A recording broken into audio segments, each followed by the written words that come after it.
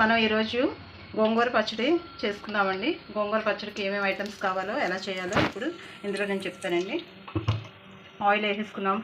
1 spoon ధనియాలు, 1 spoon మినపప్పు, 1 spoon జీలకర్ర, 1 స్పూన్ అల్లము, 1 స్పూన్ శనగపప్పు వేసుకోవాలండి. ఇందులో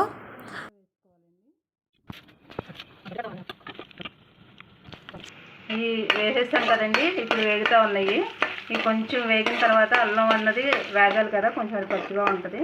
వేగుతూ ఉన్నాయి. ఎండుమిర్చి వేసేద్దామండి. ఎండుమిర్చి వెంటనే వేస్తే మాడిపోతాయి కనుక ఇవి ఒక 2 మినిట్స్ పాటు వేపుకున్న తర్వాత మనం ఎండుమిర్చి అన్నది వేసుకున్నామండి.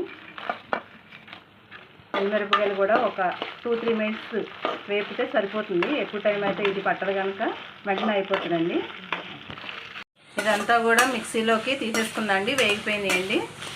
మిక్సీ జార్లోకి తీసేసుకున్నాం కదండి. తర్వాత మనం పచ్చి వెల్లుల్లిపాయలు, 1 వెల్లుల్లిపాయ వేసుకోవాలి. కొంచెం దాంతోపాటు జీలకర్ర కూడా వేసుకోవాలి. పచ్చి వేసుకుంటే చాలా టేస్ట్గా ఉంటుందండి. గోంగూర ముదురు గోంగూర అండి. ఎర్రకాళ్ళు ఉన్నాయి అయితే చక్కగా పుల్లగా ఉంటుంది. తెల్ల గోంగూర కాకుండా ఎర్ర గోంగూర అయితే చాలా టేస్ట్గా ఉంటుంది, చాలా బాగుంటుంది.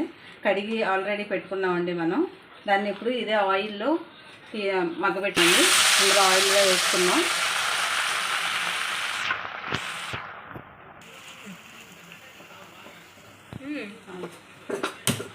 వేసేసి దీన్ని ఒక 5 నిమిషాల పాటు మగ్గిపోద్దండి. ఎక్కువ టైం అన్నది పట్టదు పచ్చడికి. గోంగూర కూడా ఉడికిపోయిందండి.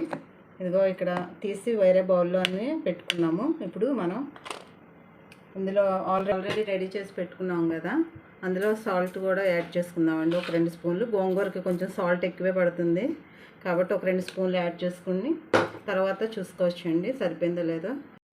చూడండి, ఇవి ఇప్పుడు మిక్సీ చేసుకున్నామండి. తర్వాత ఇందులోకి గోంగూర అన్నది యాడ్ చేసుకోవాలి. చూడండి, చక్కగా మెత్తగా అన్నది నలిగిపోయింది.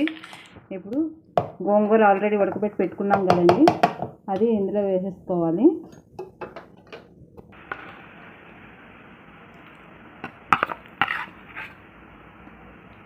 వేసుకుని దీన్ని కూడా జస్ట్ ఒక 2 మినిట్స్ పాటు మిక్సీ చేయాలండి.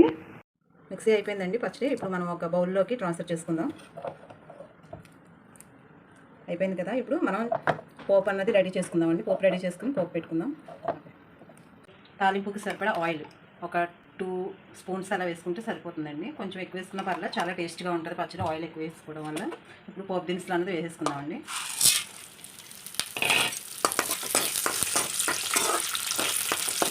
పోయిందండి. ఇప్పుడు మనం ఆ పోపుని తీసుకువెళ్ళి పచ్చడిలో యాడ్ చేద్దామండి.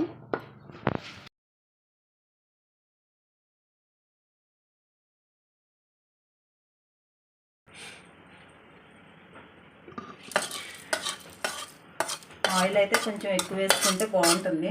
ఇందులో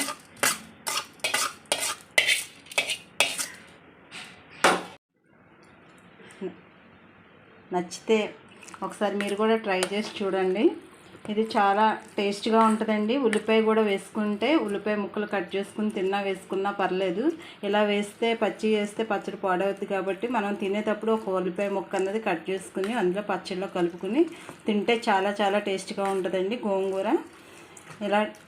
ఇదేనండి పచ్చడి, గోంగూర పచ్చడి తయారు చేసే విధానం. నచ్చితే లైక్ చేయండి, షేర్ చేయండి, సబ్స్క్రైబ్ చేయండి.